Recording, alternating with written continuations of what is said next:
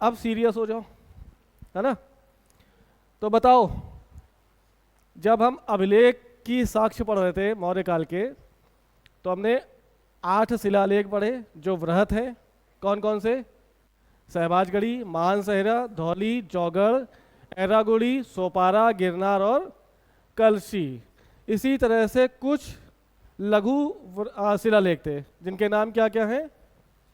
मास्की है, गुर्जरा है, नेतूर है, उदय गोलन है और भाब्रू विराट है। ऐसे कई सारे हमने पढ़े थे, ठीक। उसके बाद स्तंभलेख भी पढ़े हमने। स्तंभलेख भी कितने भागों में बटे हुए हैं? एक वृहत स्तंभलेख और दूसरा लघु स्तंभलेख। वृहत स्तंभलेखों की संख्या 6 है और लघु स्तंभलेखों की संख्या 5 है। जो 6 और 5 11 स्तंभलेखों में कितनी बातों का वर्णन है? 7 बातों का। इन्हीं 7 बातों के माध्यम से महाराजा अशोक अपनी जनता को आदेश दे रहे हैं और संबोधित कर रहे हैं, ठीक है। ऐसा पढ़ लिए थे। तो हमने मौर्य काल के अभिलेखीय साक्ष्य और साहित्यिक साक्ष्य की जानकारी प्राप्त कर ली। आज हम मौर्य काल का राजनीतिक इतिहास पढ़ेंगे, ठीक है। तो देखो, राजनीतिक इतिहास में जब मौर्य काल की स्टार्टिंग है, कब हुई है? नंद वंश को खत्म करने के बाद चंद्रगुप्त मौर्य ने मौर्य वंश को स्थापित किया। टाइम पीरियड 323 ईसा पूर्व, और 323 ईसा पूर्व से लेकर 298 ईसा पूर्व तक चंद्रगुप्त मौर्य शासन करेगा। जब चंद्रगुप्त मौर्य अंतिम शासन के अंतिम समय में था, तो मगध पर 12 वर्षों का अकाल पड़ा। क्या हुआ? यानी अंतिम वर्षों में, यानी लगभग समझ लो 304 या 5 या 6 में आते आते मगध में क्या पड़ा? 12 वर्षों का भयानक अकाल।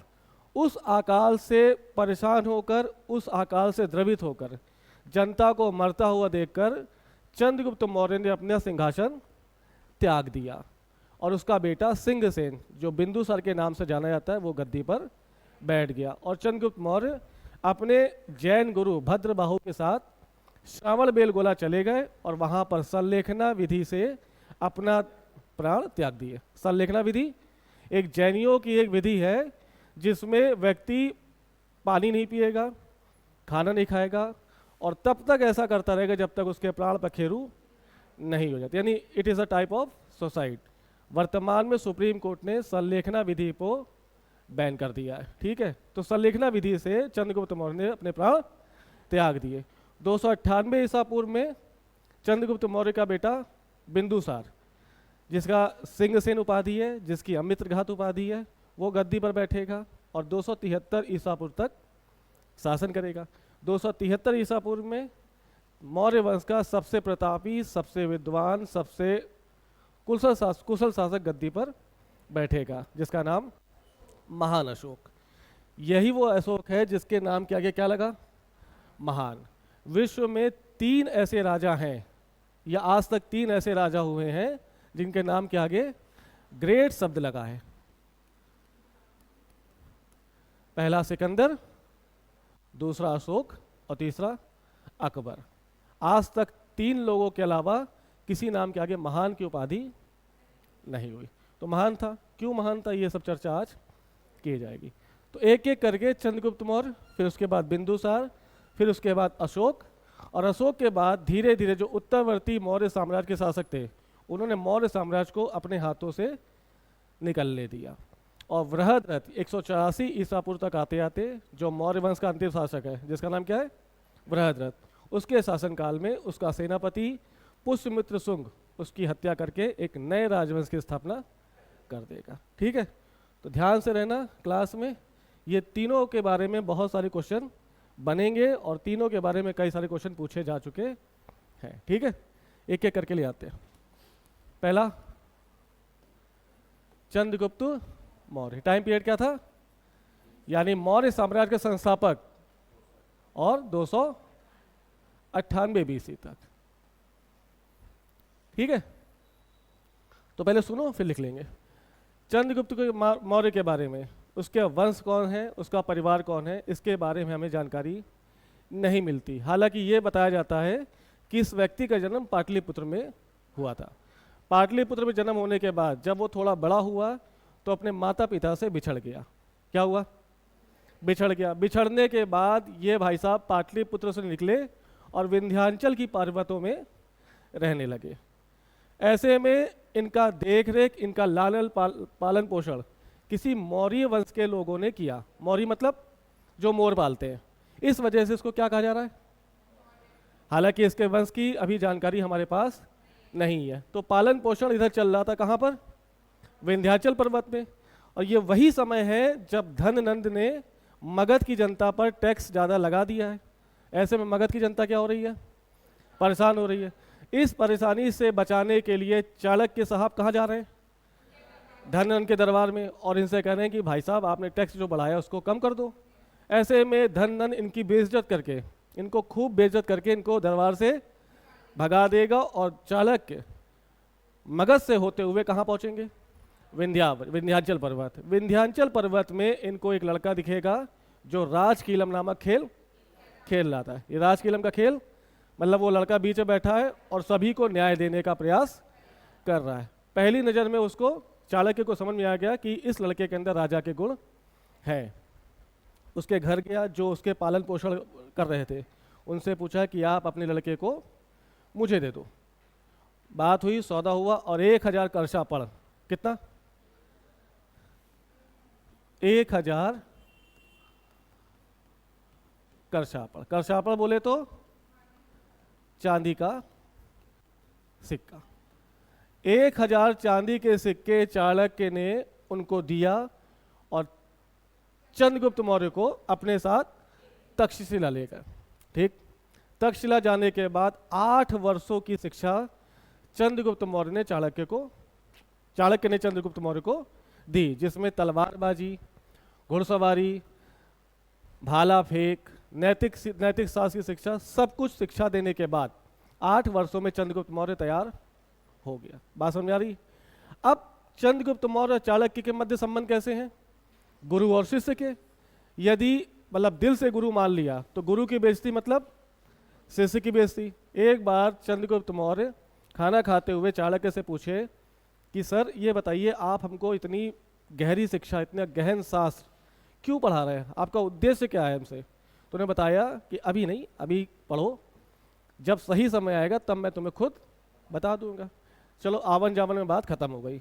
8 वर्ष बीत गए। 8 वर्ष बाद चंद्रगुप्त मौर्य ने फिर से एक क्वेश्चन पूछा। क्या पूछा, कि आपने हमें इतना ज़्यादा इन्वेस्टमेंट क्यों किया मेरे ऊपर। 8 साल की शिक्षा का मतलब सारा देख रेख, सारा खाना पीना, ये कौन दे रहे हैं, और 1000 करशापड़ भी दे के आए, तो खर्चा किया, इन्वेस्टमेंट किया, आखिर क्यों किया। तब उन्होंने बताया कि एक मगध में शासक है धननंद, बहुत ही खतरनाक है, क्रूर शासक है, उसने मेरी बेइज्जती की थी, इसलिए मैं तुम्हारे मतलब क्या बोलते हैं उसको, तुम्हारे जरिए पूरे नंद वंश का समूल नाश कर दूंगा। गुस्सा आ गए कौन, चंद्रगुप्त मौर्य, कि साहब चलो अब आपकी बेइज्जती हुई तो मेरी बेइज्जती, चलो ऐसी तैसी करते।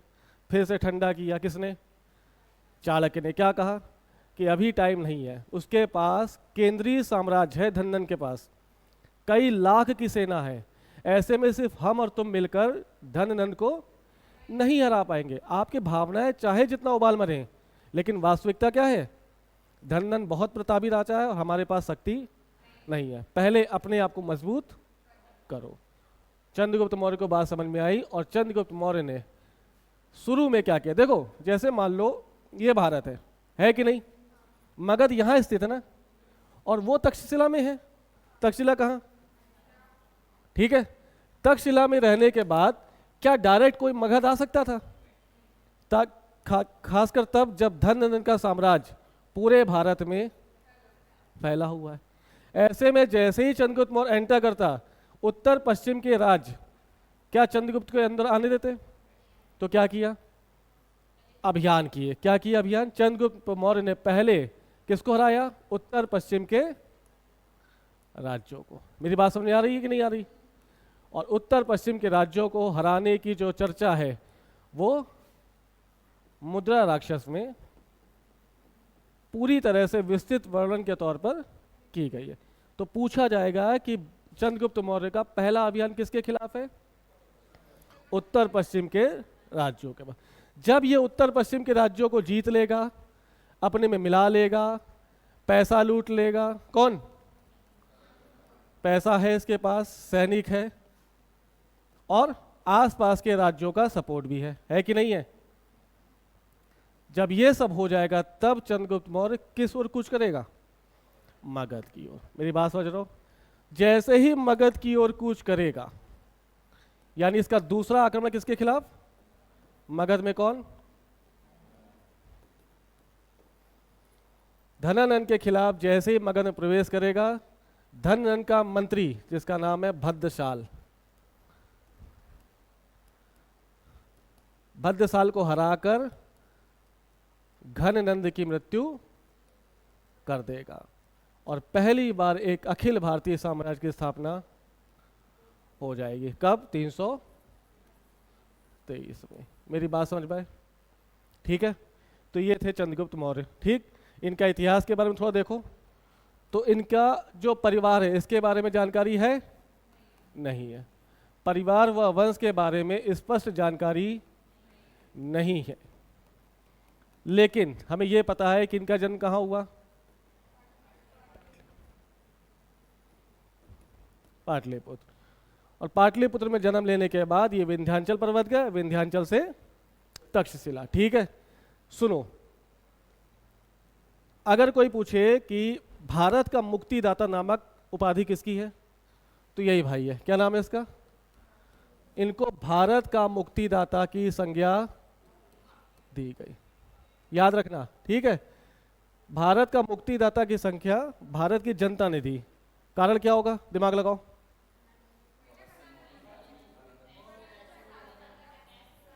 एक तो है कि धनानंद से मुक्ति दिला दी, दूसरा सुनो, ठीक है, पकड़ लिया तुमने। दूसरा है 324 ईसा पूर्व में सिकंदर का भारत में आक्रमण होता है। किसके काल में? धनानंद के काल में। सिकंदर भारत में आया, प्रवेश करा, जीत जाता, लेकिन पोरस की वजह से वो वापस चला गया। लेकिन उत्तर पश्चिम के कुछ राज्यों को सिकंदर ने अपने अधिकार में मिला लिया था। वापस कहाँ चला गया? सिकंदर कहाँ का था? बेबीलोन का। वापस चला गया और वापस जाते जाते उसकी मृत्यु हो गई थी। मृत्यु होने के बाद इसका उत्तराधिकारी गद्दी पर बैठेगा, जिसका नाम क्या है?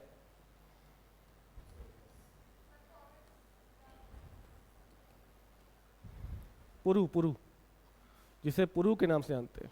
सिकंदर और पोरस के मध्य युद्ध का वर्णन मिलता है। हाँ, वो क्षेत्रीय राजा था, उसने भारत में उसको प्रवेश करने से रोक दिया था।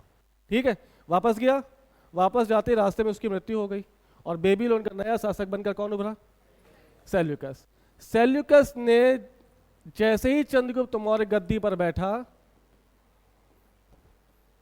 सेल्यूकस ने कूच करने का शुरू कर दिया। कहाँ की ओर? और चंद्रगुप्त मौर्य से कहा कि जो मेरे पिताजी राज्य जीत गए थे, मुझे वो वापस दे दो। चंद्रगुप्त मौर्य ने वापस करेंगे क्या? नहीं करेंगे, तो दोनों के मध्य क्या होगा? युद्ध होगा। इस युद्ध को भारत का युद्ध कहा गया है, याद रखना, बैटल ऑफ इंडिया। ठीक है, यह युद्ध होता है किसके बीच? सेल्यूकस और चंद्रगुप्त मौर्य के बीच, और चंद्रगुप्त मौर्य की जीत हो जाती है। यानी युद्ध हुआ कौन सा? किसके बीच? चंद्रगुप्त मौर्य और सेल्यूकस। ठीक है, जीता कौन और हारा कौन? दोनों के मध्य संधि। याद रखना, ये पहली संधि है भारत की जो इंटरनेशनल ट्रीटी के रूप में सामने है। आज तक, इस समय के काल के पहले आज तक अंतर्राष्ट्रीय संधि नहीं थी, तो ये भारत की पहली अंतर्राष्ट्रीय संधि है कि नहीं? संधि का झुकाव किसकी तरफ? चंद्रगुप्त मौर्य की तरफ। समझते रहना। और संधि में पहली बात रखी गई कि सेल्यूकस और चंद्रगुप्त मौर्य के बीच जो सीमा होगी, बाउंड्री लाइन होगी, वो क्या होगी? हिंदू कुश। यानी हिंदू कुश पर्वत से आगे ना चंद्रगुप्त मौर्य जाएगा और ना ही सेल्यूकस भारत में आएगा। सर समझ में आई? दूसरा, क्योंकि सेल्यूकस युद्ध में हारा था, इस वजह से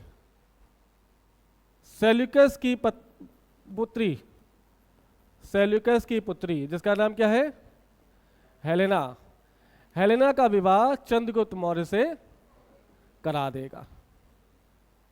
क्या हुआ?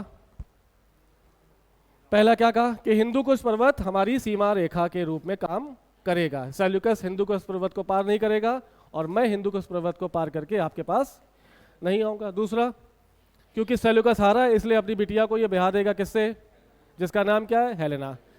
जैसे ही विवाह होगा हेलेना को दहेज मिलेगा। दहेज किसको मिलेगा? यानी सीजीएम को, चंद्रगुप्त मौर्य को फ्री में नहीं, जीता है, 4 क्षेत्र मिलेंगे। कौन से 4 क्षेत्र? कौन कौन से? पहला हेरात, जिसे यूनानी शब्दों में एरिया कहा गया, पहला हेरात, ठीक। दूसरा कांधार, फिर काबुल और आखिरी में मकरान। कांधार को पेरी पेमिसदाई,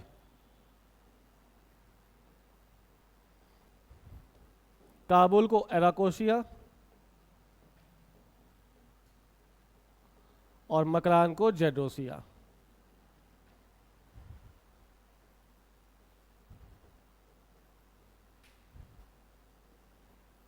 बात समझ में आई? तो जो हिंदी में हेरात है वो यूनानी भाषा में क्या है, एरिया। जो हिंदी में कांधार है वो यूनानी भाषा में क्या है, पेरी पेमिसदाई। जो हिंदी में काबुल है वो यूनानी भाषा में आर्कोशिया, और जो हिंदी में मकरान तट है उसको जेडोसिया कहा गया। ये 4 क्षेत्र चंद्रगुप्त मौर्य को सेल्यूकस निकेटर ने दे दिए। ठीक है, नहीं समझे?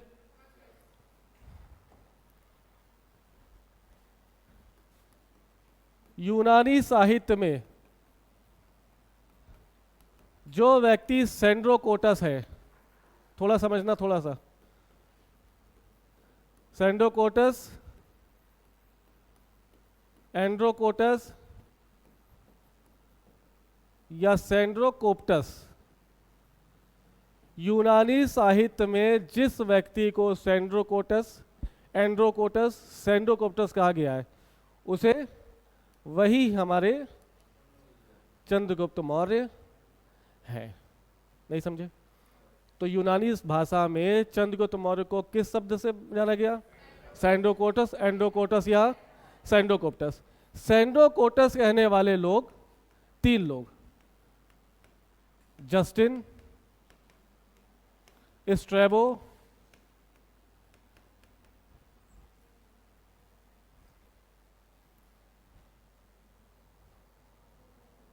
एरियन। कितने लोगों ने सेंड्रोकोटस कहा है चंद्रगुप्त मौर्य को? जस्टिन, स्ट्रैबो और एरियन। एंड्रोकोटस कहने वाले लोग 2 हैं, एपानियस और प्लूटार्क। एंड्रोकोटस चंद्रगुप्त मौर्य को किसने कहा?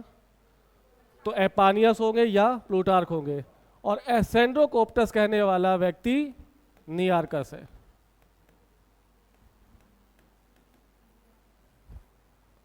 ये याद रखना, रट लेना, जो व्यक्ति सेंड्रोकोट्स है वही एंड्रोकोट्स है और वही सेंड्रोकोटस है। सेंड्रोकोट्स कहने वाले लोग Justin, Ariane, Strabo.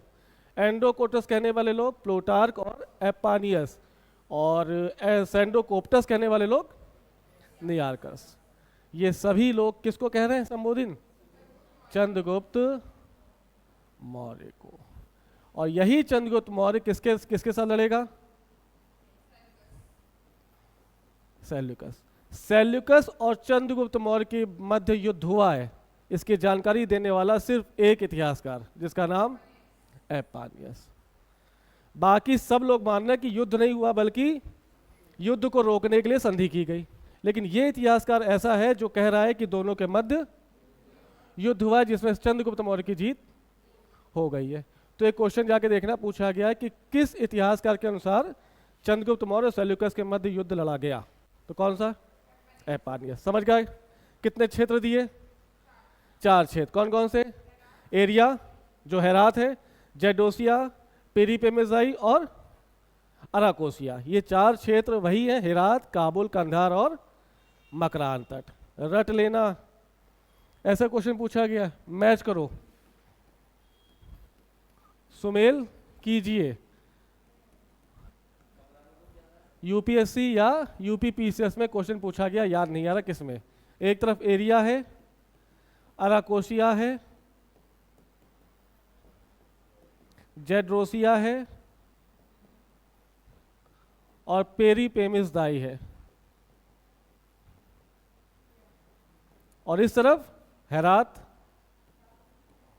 Kabul, Kandahar,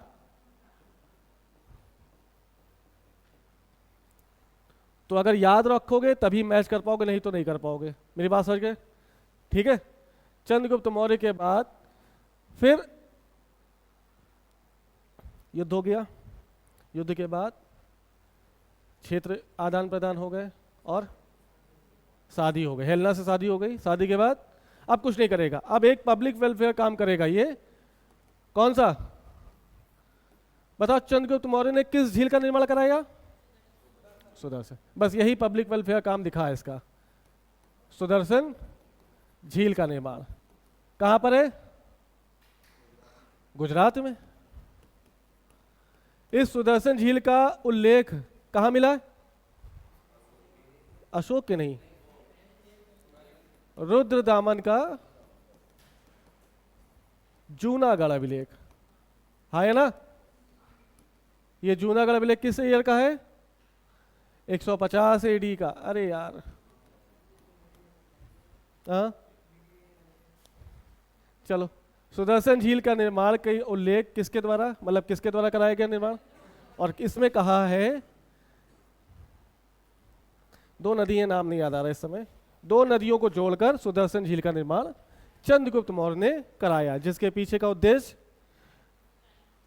लोक कल्याण को ध्यान में रखते हुए चंद्रगुप्त मौर्य ने ऐसा काम किया। ठीक है। अंतिम समय 306 307 आते आते मगध में भयानक अकाल पड़ा। उस अकाल से द्रवित होकर चंद्रगुप्त मौर्य ने अपने बेटे के लिए सत्ता छोड़ दी, सिंहासन से उतर गया और अपने जैन साधु भद्रबाहु के साथ, किसके साथ? भद्रबाहु के साथ कर्नाटक के श्रावणबेलगोला में, कर्नाटक में श्रावणबेलगोला पहाड़ियां हैं, हाँ या ना? श्रावणबेलगोला की पहाड़ी में, मतलब ये पूरा रेंज है, और मेन पहाड़ी का नाम चंद्रगिरी है।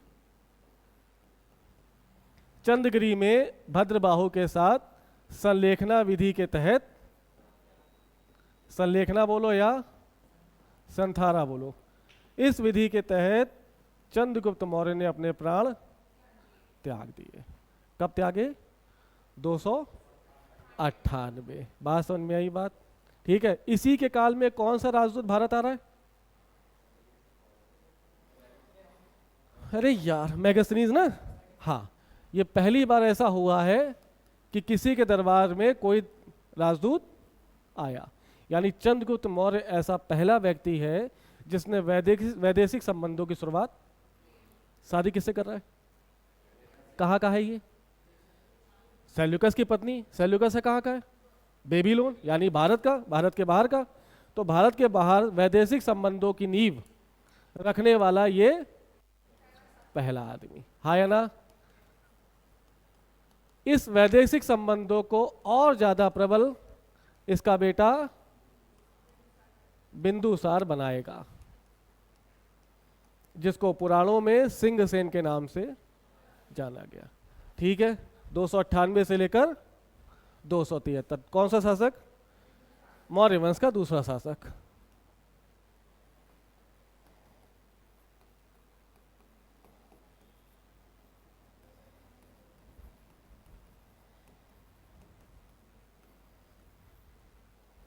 माता का नाम?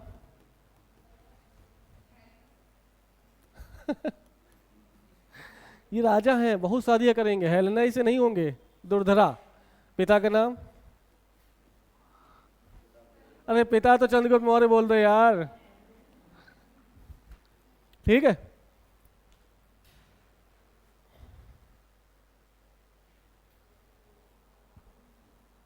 थैंक गॉड चल रहा है।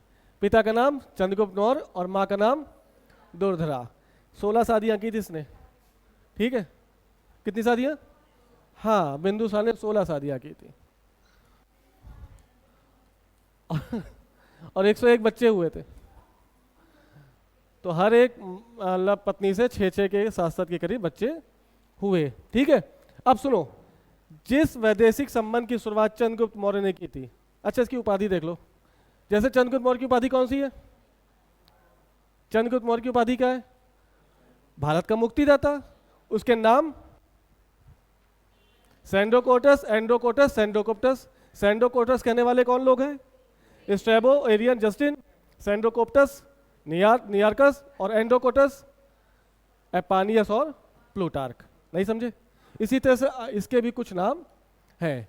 कहा जाता है पुराणों में कि जब ये पैदा हुआ तो इसके माथे पर एक काला सा टीका था, इस वजह से इसको बिंदु सार कहा गया।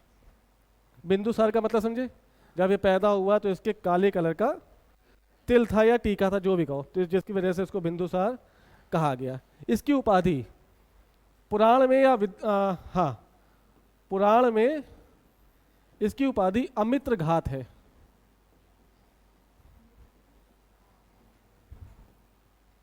एक और उपाधि मिलती है जिसका नाम सिंहसेन, ठीक है, शेर की तरह गुर्राने वाला आदमी। और यूनानी लेखक इसको अमित्रो, अबे इस बोल भी नहीं पाएंगे, क्या बोलते हैं?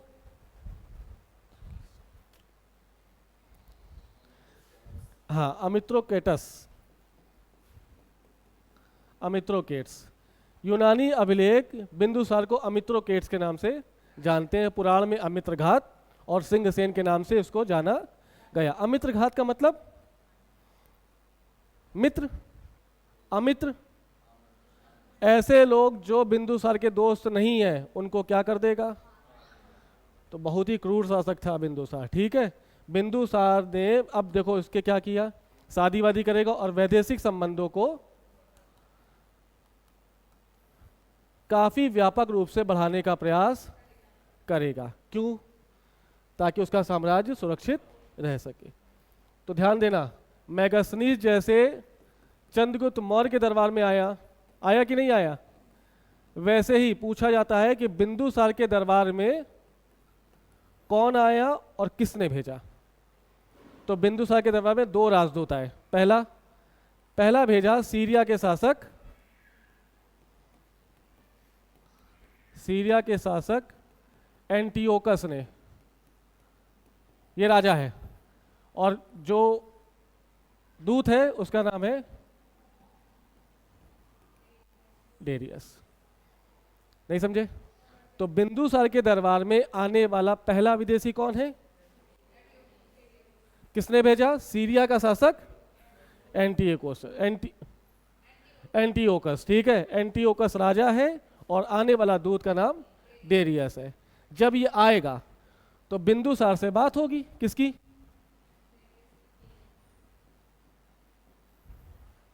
बात करने के बाद डेरियस कुछ मांगे रखेगा, सॉरी बिंदुसार कुछ मांगे रखेगा। किससे? डेरियस से, कि भाई सुना है तुम्हारे सीरिया में शराब बहुत अच्छी है और सबसे अच्छी शराब है अंगूर की वाइन। क्या मांगेगा ये? यानी पहली जो मांग रहा है शराब। ये पूछा गया कि क्या मांगे हैं। बिंदुसार ने डेरियस से क्या क्या मांग रखी है पूछा गया है। पहला क्या मांगा? दूसरा मांगा अंजीर, समझते हो, और तीसरा मांगा दार्शनिक। ये 3 चीजें बिंदुसार ने सीरिया से के शासक एंटियोकस से और डेरियस से मांगने का प्रयास किया। बात होगी, डेरियस जाएगा एंटियोकस के पास और कहेगा कि मौर्य शासक बिंदुसार ने हमसे ये चीजें मांगी हैं। क्या मांगी? शराब, ठीक है, दे दो। दूसरा, ये भी दे दो। तीसरा, दार्शनिक के मामले में एंटियोकस ने कहा कि दार्शनिक हमारे राज्य के मस्तिष्क हैं, क्या है?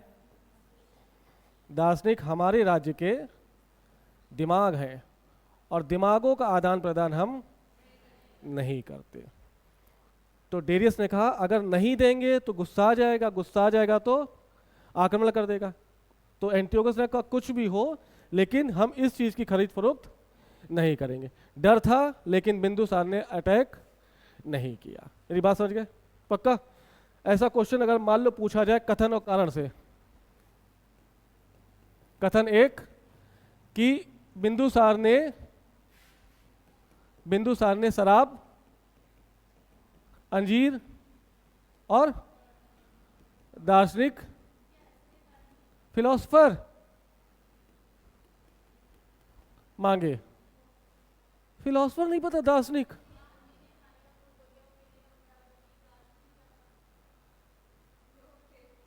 आदमी उस राज्य में दार्शनिक होंगे, जैसे प्लेटो, अरस्तु, ये सब क्या है? दार्शनिक है ना। तो दार्शनिक नहीं दिए उसने। क्या कहा कि हमारे राज्य की दार्शनिक जो है दिमाग है और दिमागों का आदान प्रदान नहीं किया जाएगा। कथन एक। कथन दो पूछ सकता है कि दार्शनिक ना भिजवाने के कारण बिंदुसार ने एंटियोकस के ऊपर आक्रमण कर दिया। सही है? उस समय सही लगेगा, है ना। तो अटैक नहीं किया था, हालांकि संबंध वैसे ही बने रहे अच्छे खासे, क्योंकि शराब मिल चुकी है और उसको अंजीर मिल चुकी है। दूसरा विदेशी संबंध। मिस्र का शासक, क्या नाम है? मिस्र का शासक टॉलमी फिलाडेल्फस। ये शासक है। इसने भी अपना राजदूत, जिसको डायनोसियस के नाम से जाना गया। तो डायनोसियस किसके दरबार में आया? डायनोसियस किसका राजदूत था? मिस्र के शासक टॉलमी फिलाडेल्फस। ये भी आया और इसने भी संबंध स्थापित किए। तो ये दो याद रखना, बार बार क्वेश्चन पूछे गए कि डेरियस किसके काल में आया और डायनोसियस किसके काल में आया। आ गई बात समझ में? पक्का? अच्छा, कोई पूछे चंद्रगुप्त मौर्य का प्रधानमंत्री कौन है? चाणक्य। तो बिंदुसार का प्रधानमंत्री कौन है? तो बिंदुसार के शुरुआती शासनकाल में प्रधानमंत्री के रूप में चाणक्य थे। क्या? स्टार्टिंग में। लेकिन चाणक्य के बाद यानी 297-94 के बाद कौन बना?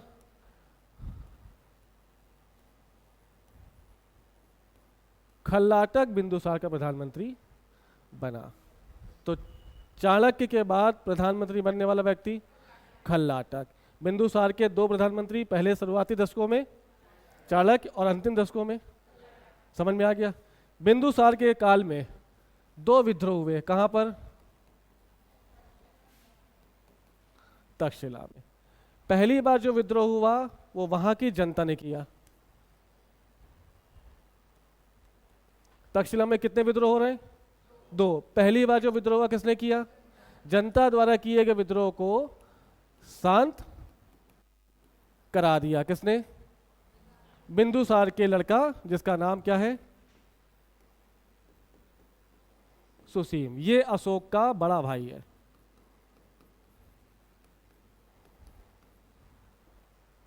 सुसीम या सुमन, दोनों नाम याद रखना। अगर सुमन होगा तो भी वही है, सुसीम होगा तो भी। ये कौन है? मतलब बिंदुसार के 101 भाइयों में से सबसे बड़ा कौन है? और दूसरे नंबर का अशोक। बाकी अपने 99 भाइयों को मार देगा और इसको गद्दी से उतार देगा और मौर्य शासक बन जाएगा। समझ रहे हो? किसको मारा? सॉरी, तक्षशिला का पहला विद्रोह किसने दबा दिया? जनता ने जो विद्रोह किया उसको दबाना आसान होता है। दूसरा विद्रोह तक्षशिला के अमात्यों ने कर दिया। अमात्य मतलब इस मंत्रियों वाले किए गए विद्रोह को सुसीम नहीं दबा पाया। ठीक, तो बिंदुसार ने बुलाया किसको? अशोक को। अशोक जब तक्षशिला में विद्रोह हो रहा था उस समय उज्जैन का गवर्नर था। बुलाया गया, तक्षशिला में सफलतापूर्वक इसने विद्रोह का दमन कर दिया और धीरे धीरे लोकप्रिय होने लगा। हालांकि बड़े होने के नाते बिंदुसार ने पहले ही राजा का पद किसको दे दिया? समझ गए? यानी ये पता चल गया था कि बिंदुसार की जब डेथ होगी तो गद्दी पर बैठने वाला व्यक्ति बिंदुसार का सबसे बड़ा पुत्र सुसीम या सुमन होगा। अब अशोक के मन में क्या चल रहा है? अशोक के मन में क्या चल रहा है? कि मौर्य साम्राज्य का प्रतापी शासक मुझको बनना है। अब सिंघली अनुश्रुति के अनुसार, किसके अनुसार? सिंघली अनुश्रुति, ये जैन साहित्य है। इसके अनुसार कहा जाता है कि अशोक ने अपने 99 भाइयों को मार दिया, सुसीम को गद्दी से उतार दिया और स्वयं 273 ईसा पूर्व में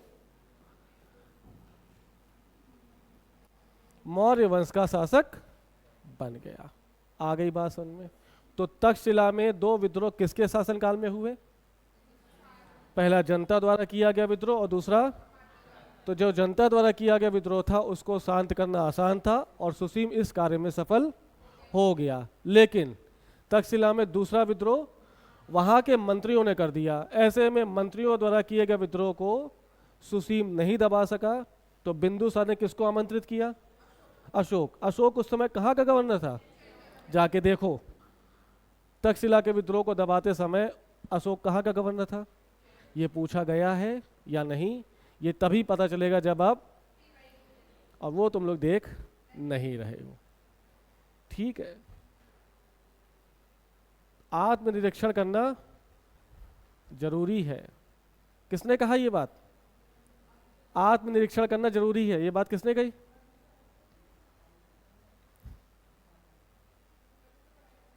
कल कहा था? अच्छा, क्या पढ़ाया था? अशोक के स्तंभ लेख कौन से नंबर की, जिसने कहा आत्मनिरीक्षण? लास्ट वाला। अच्छा, शिलालेख, पहले शिलालेख में अशोक क्या कह रहा है? दूसरे में युक्तक, रज्जुक और प्रादेशिक नामक अधिकारियों की, दूसरा है। दूसरे में वो है चोल, चेर, पांडे, सतीपुत और केरलपुत। तीसरे में, हाँ, तो किस में कह रहा है वो? देखो जरा, आत्मनिरीक्षण। देखो देखो, स्तंभ लेख कौन सा स्तंभ लेख है? ये सब जब तक नहीं रटोगे तब तक। शिलालेख अलग है, स्तंभ लेख अलग है।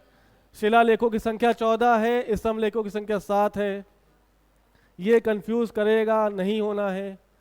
स्तंभ लेख पहला कह रहा है कि राज्य का शासन धर्म के अनुसार चलेगा, लेकिन शिलालेख पहला क्या कह रहा है? पशुवत। कंफ्यूज नहीं होना भाई, वो 14 अलग है और ये 7 अलग है। तो PYQ देखो, ये सारे क्वेश्चन पूछे गए हैं। अशोक शासक बनने से पहले कहाँ का गवर्नर था? उज्जैन का। उज्जैन का गवर्नर बनने के बाद ये 273 BC में मौर्य साम्राज्य का शासक बन गया। ठीक है, कितने लोगों को मारा? और एक बड़े भाई को उसने गद्दी से उतार दिया। हाँ, बड़ा था इसलिए छोड़ दिया? नहीं नहीं, बड़ा था छोड़ दिया, हालांकि क्रूर आदमी है। ठीक है, हाँ, और क्या, इसका चंडपना देखकर, चंड भी तो कहते चंड अशोक, कहते कि नहीं कहते? तो इसीलिए कहते चंड अशोक। अच्छा, ये बताओ, अशोक गद्दी पर बैठ गया, कब बैठा? 273 में। अशोक ने अपने जीवन काल में, यानी 273 से लेकर 232 तक कितने युद्ध लड़े हैं? इन 99 भाइयों के मारने के बाद अशोक ने कितने युद्ध लड़े हैं? एक भी नहीं। कलिंग का पड़ा, और कोई युद्ध लड़ा ही नहीं है, सिर्फ एक युद्ध, सिर्फ कलिंग का युद्ध लड़ा है। हाँ, अच्छा, गद्दी पे बैठा कब? 273 ईसा पूर्व। क्या गद्दी पर बैठते ही उसने अपना राज्याभिषेक करा लिया? नहीं कराया। क्यों?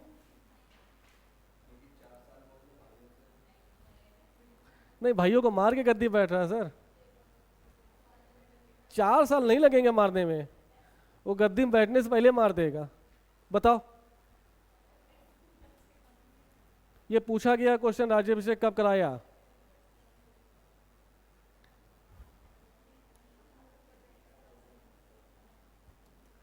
जाके देखना, राज्याभिषेक के कितने वर्ष बाद अशोक ने कलिंग का युद्ध लड़ा। अगर यहां से जोड़ोगे 273, राज्याभिषेक नहीं हुआ, ये गद्दी पर बैठा है, ठीक। गद्दी पर बैठने के कितने वर्ष बाद कलिंग का युद्ध हुआ, यह क्वेश्चन अलग है। और राज्याभिषेक के बाद कितने वर्ष बाद कलिंग का युद्ध हुआ, यह क्वेश्चन अलग है। कलिंग का युद्ध हुआ कब? तो जिस दिन गद्दी बैठा उसके कितने साल बाद, और जब इसका राज्याभिषेक हुआ कितने वर्ष बाद? मेरी बात समझ रहे हो? ये 4 साल का गैप इसलिए है क्योंकि इसका क्रूरपना देखकर, जब ये अपने 99 भाइयों को मार रहा है तो जनता देख रही है, जनता खौफ खा गई। कोई भी जनता इससे डायरेक्ट आ ही नहीं पा रही थी, अशोक को देख नहीं पा रही थी, इतना खतरनाक आदमी। ऐसे में वो राज्याभिषेक कैसे कराता? पंडित आने को तैयार नहीं है, जनता भोज खाने को तैयार नहीं है, अकेले करता था।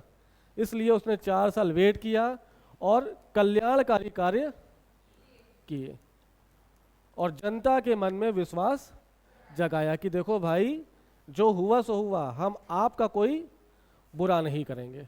जब 4 साल में ट्रस्ट डेवलप हो गया, तब जाकर 269 BC में अशोक ने अपना राज्याभिषेक करा दिया। ठीक है, ऐसा कौन सा शासक है जिसके 2 बार राज्याभिषेक हुए? याद रखना ये सब चीजें, ठीक। कोरोनेशन हो गया 269। थोड़ा सा अशोक का जीवन परिचय देख लो। अशोक का नाम बताओ। अशोक का नाम अशोक है कितने अभिलेखों में?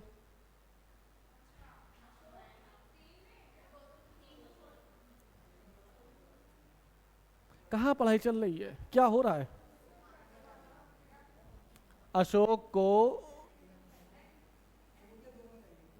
अशोक वर्धन भी कहा है। क्या कहा है? अशोक वर्धन कहने वाला साहित्य है मत्स्य पुराण। तो मत्स्य पुराण में अशोक को अशोक वर्धन कहा गया। अशोक को बुद्ध शाक्य भी कहा गया, याद आया? बुद्ध शाक्य किसमें कहा है? मास्की अभिलेख कहाँ मिला? कर्नाटक। अशोक को प्रियदर्शी भी कहा गया है, हाँ है ना?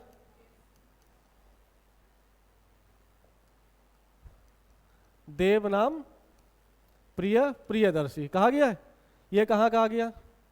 ये जो भी हैं, जैसे भावरू नहीं, जैसे निगाली सागर, याद आया? नहीं आया? रोमन्नी देई, याद आया?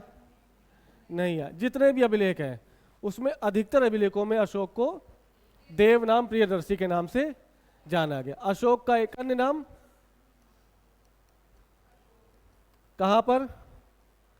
तो मास्की, गुर्जरा, नेतूर और उदय गोलन, यही 4 अभिलेख हैं जहां पर अशोक को अशोक के नाम से जाना गया। कोई 5वां अभिलेख नहीं है जो अशोक को अशोक के नाम से जान रहा है। बात समझ में आया? अशोक वर्धन कहाँ? मत्स्य पुराण। बुद्ध शाक्य कहाँ?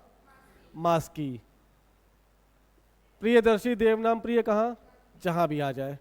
अशोक को अशोक कहाँ? तो मास्की, गुजरात, नेतुर और उदय गोलन। बात समझ में आ गई?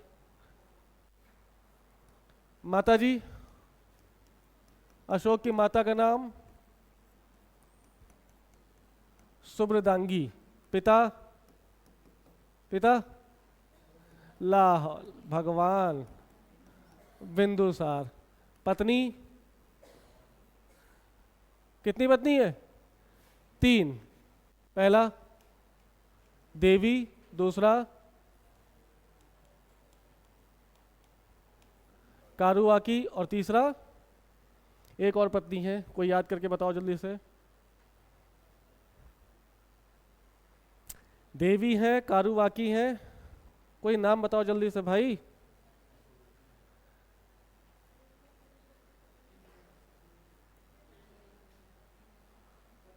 पद्मावती। ये 3 पत्नियों का उल्लेख अशोक के द्वारा दिया गया है। एक देवी है, एक कारुवाकी है और एक पद्मावती। अशोक के पुत्र 4, कितने, जिनका उल्लेख हमें प्राप्त हुआ है। पहला नाम सुना है इसका, कुणाल?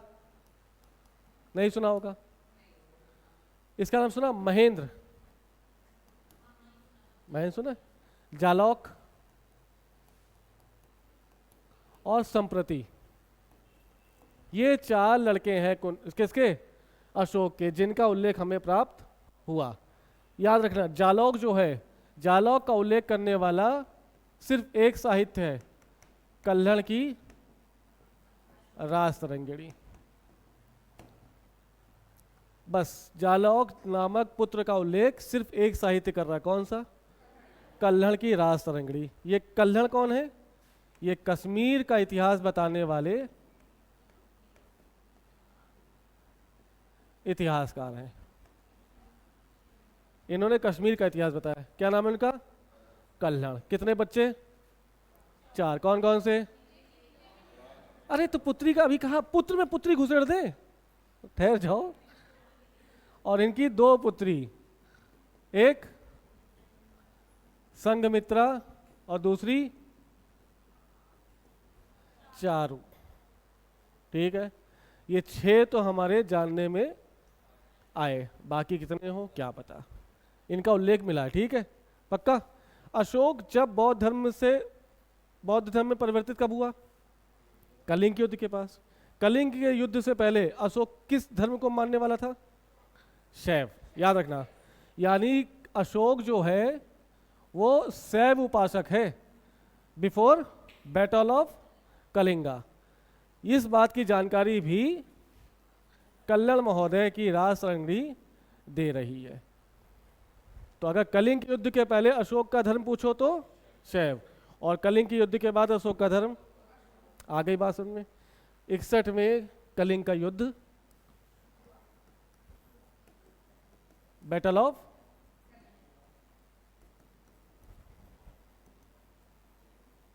और ये अशोक के जीवन को परिवर्तित करने में अपनी महत्वपूर्ण भूमिका निभा देगा। कलिंग है कहाँ? वर्तमान नाम उड़ीसा। समझो, कलिंग गया क्यों अशोक? पाटलिपुत्र से पहला युद्ध कर रहा है और आखिरी युद्ध कर रहा है, लेकिन कलिंग कहीं और क्यों नहीं किया? कलिंग के अलावा उसने युद्ध, कोई तो कारण होगा ना। तो सोचो क्या होगा कारण। कलिंग साउथ इंडिया में कहाँ है मैडम? बताओ, कोई बताओ। जो तुम नोट्स खोज रहे हो क्या है उसमें, बताओ। कुछ नहीं है, बताओ। नहीं सोच पा रहे हो? देखो, कलिंग की जो स्थिति है, कलिंग ऐसी जगह है, यदि कोई उत्तर से दक्षिण आए तो भी उसे कलिंग से होकर गुजरना पड़ेगा। कोई पश्चिम से पूरब जाए तो भी उसे कलिंग से। ऐसे में अशोक के मन में क्या आया कि अगर कलिंग मेरे साम्राज्य का हिस्सा नहीं होगा तो ये कोई भी आ जाएगा, हमें पता नहीं चल पाएगा। पहला कारण समझ में आया? यानी कलिंग की जो भौगोलिक स्थिति है, चाहे उत्तर से दक्षिण आने वाला कोई व्यक्ति हो, चाहे पूरब से पश्चिम या पश्चिम से पूरब, उसे किसके थ्रू से गुजरना पड़ेगा। ऐसे में कलिंग पर शासन किसका होना चाहिए? अशोक का। तो अशोक ने अपने 90 वर्ष किसका युद्ध किया? राज्याभिषेक के 90 वर्ष। याद रखना, गद्दी पर बैठते समय नहीं, गद्दी पर बैठ कब रहा है?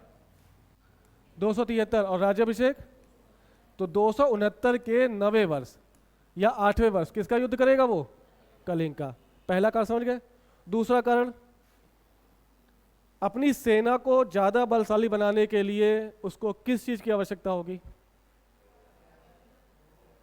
हाथी।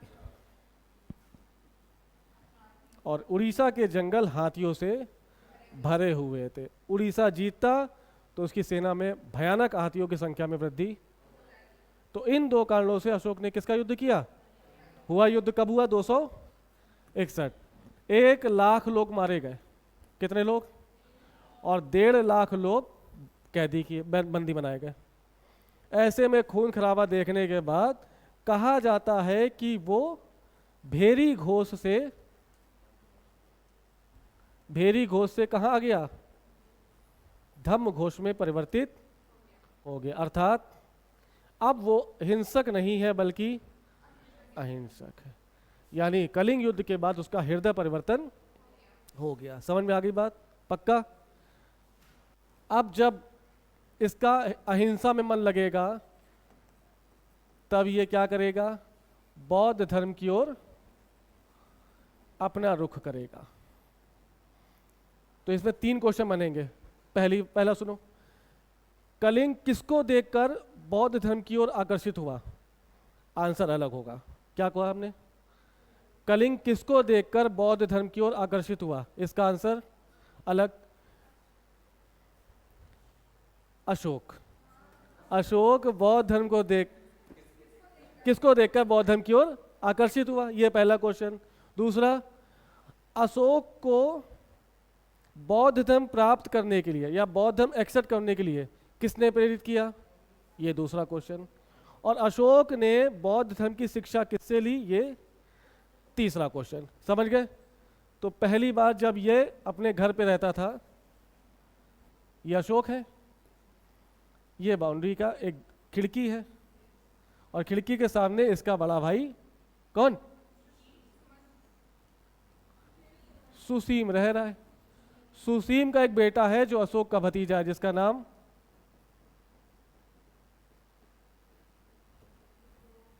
निग्रोध है। कौन है? ये सुसीम बड़े भाई का लड़का, यानी अशोक का क्या हुआ? भतीजा। ये जब पैदा हुआ तो पैदा होने के बाद ही बौद्ध धर्म की ओर आकर्षित हो गया। जब ये सुबह चाय पी रहा है, सिगार पी रहा है, तब ये क्या कर रहे हैं? ये खाकी कह रहे हैं, वो गेरुए वस्त्र धारण करके, हाथ में कमंडल लेकर, पैरों में खड़ाऊ लेकर कहाँ निकल जा रहे हैं?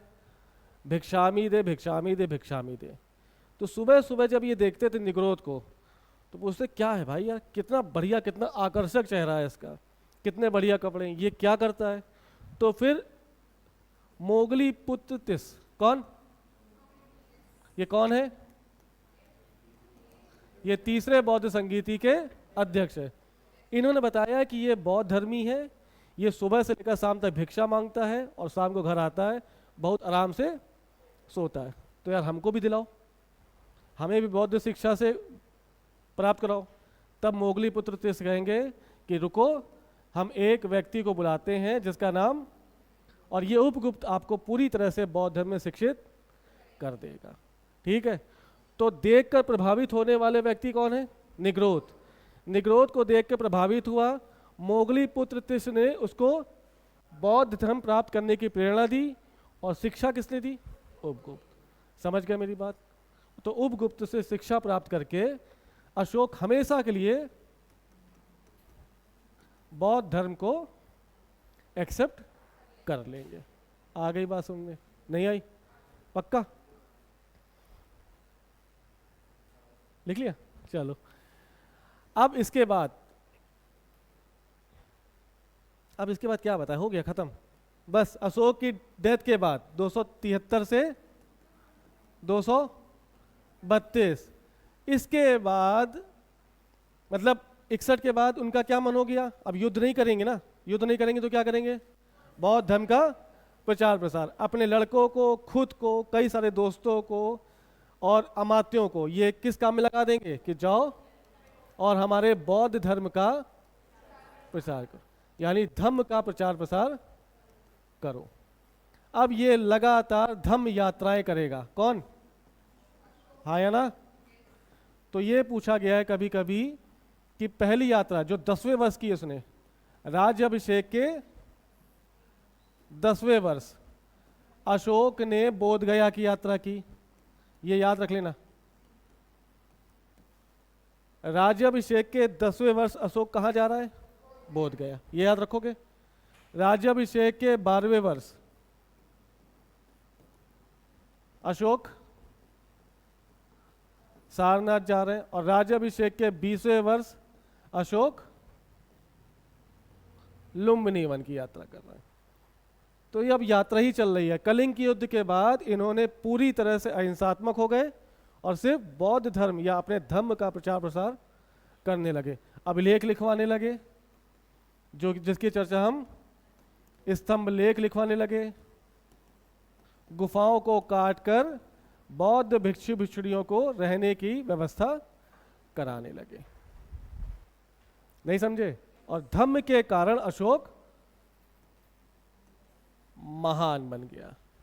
अगर धम्म ना होता तो अशोक कभी अशोक महान नहीं होता, वो एक शासक होता। हाँ, अशोक स्तंभ, स्तंभ में लगा हुआ है जी, ठीक है। और उत्तरवर्ती मौर्य शासक इतने इंपॉर्टेंट नहीं है। धीरे धीरे मौर्य काल का पतन होगा, और पतन के बाद पुष्यमित्र शुंग अपने मतलब मौर्य शासक के अंतिम राजा बृहद्रथ को मारकर एक नए वंश की स्थापना कर देगा। थोड़ा सा देखना कि जब अशोक की मृत्यु हुई 232 ईस्वी में, इसके बाद कुछ मौर्य शासक बने, जैसे कुणाल, जैसे संप्रति, जैसे जालौक, उसके बाद दशरथ, और अंतिम मुगल शासक मौर्य शासक। तो इंपॉर्टेंट नहीं है, कमजोर शासक हैं, सब बौद्ध धर्मी हो रहे हैं। देखो, राजा अगर हथियार नहीं उठाएगा तो पतन होना तय है। तो जैसे अशोक ने हथियार त्यागे, मौर्य साम्राज्य का पतन होने लगा। राजा का सबसे बड़ा कर्तव्य, सबसे बड़ा गुण क्या है? तलवार। अब आप तुम तलवार ही छोड़ दे रहे हो। यूपीएससी पास करने का सबसे बड़ा हथियार क्या है? तो वही नहीं करोगे तो पतन तय है।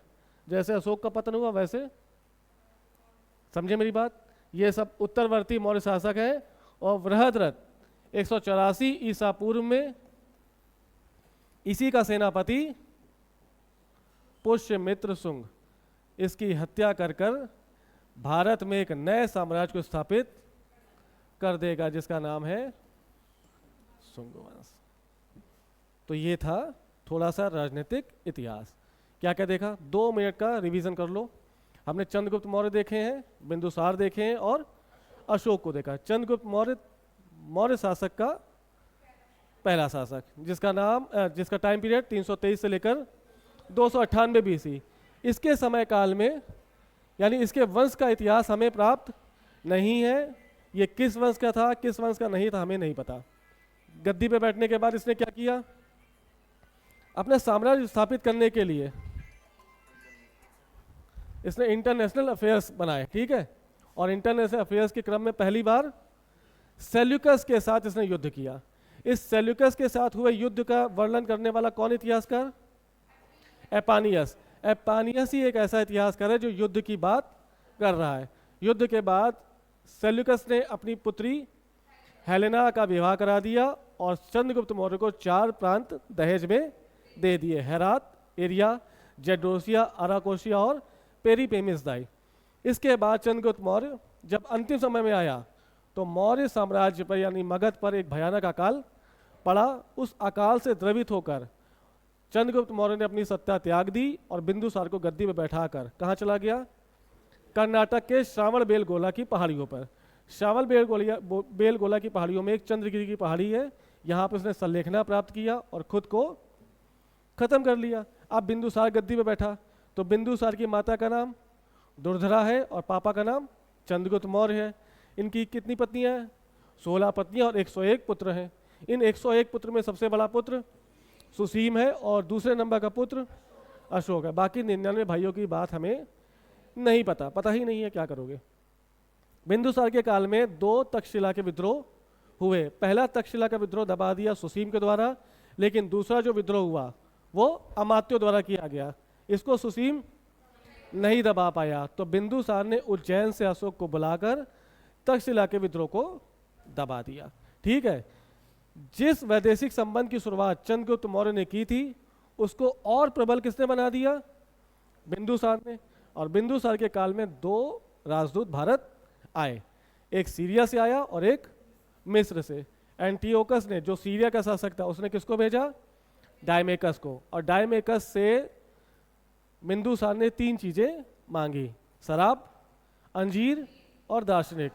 शुरू की 2 चीजें दे दी गई, लेकिन दार्शनिक को देने से मना कर दिया। ऐसे में हो सकता था कि बिंदुसार युद्ध करे, लेकिन युद्ध नहीं हुआ। ठीक है, अब बंद करो। और इसके बाद मिस्र का शासक, जिसका नाम क्या है? टॉलमी फिलाडेल्फस, ये भी एक राजदूत भेजेगा डायनोसियस के नाम से, और बिंदुसार के दरबार में आएगा, कुछ दिन बिताएगा और वापस चला जाएगा।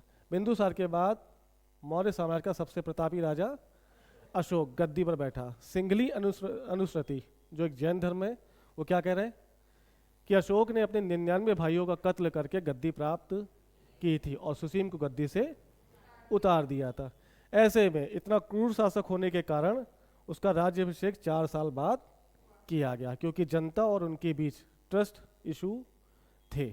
4 साल अशोक को लग गए कल्याणकारी कार्य करते हुए और जनता के मध्य अपना विश्वास जताने में। और 269 ईसा पूर्व में अशोक ने अपना राज्याभिषेक कराया। राज्याभिषेक कराने के बाद 8वें वर्ष उसने 261 ईसा पूर्व में कलिंग का युद्ध किया। इस कलिंग के युद्ध के पीछे 2 कारण।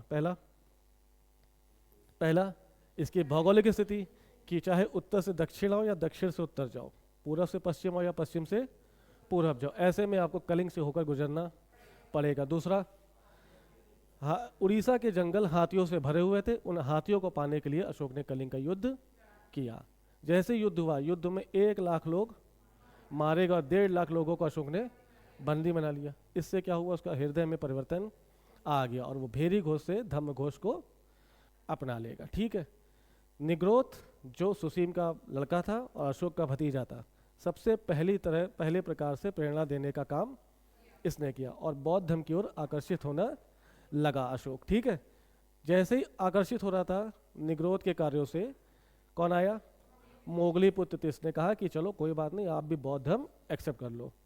तो अशोक और मोगली पुत्र तीस के बातचीत के बाद उपगुप्त ने अशोक को पूरी तरह से बौद्ध धर्म में शिक्षित कर दिया। ये घटना 261 ईसा पूर्व के बाद की। और फिर जब तक वो गद्दी पर बैठा रहेगा, कब तक?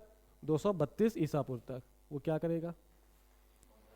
तो कभी बोध गया जा रहा है, कभी लुम्बिनी जा रहा है, कभी सारनाथ जा रहा है, कभी रोमन्नी दे जा रहा है, यानी वो पूरे साल लगातार घूमता रहेगा और धम्म का प्रचार करेगा, अभिलेख लिखवाएगा और स्तंभलेख लिखवाएगा।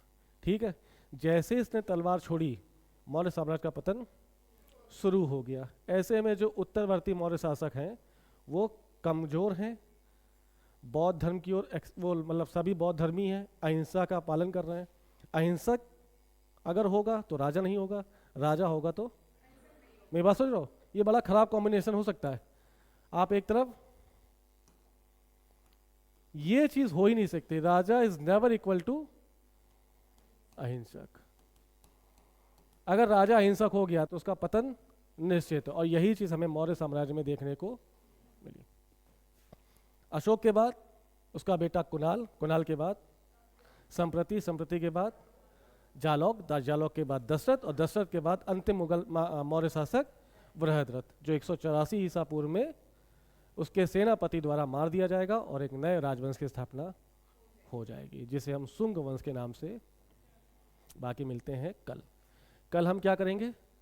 मौर्य काल की प्रशासनिक व्यवस्था, राजनीतिक व्यवस्था, राजस्व व्यवस्था और सामाजिक व्यवस्था।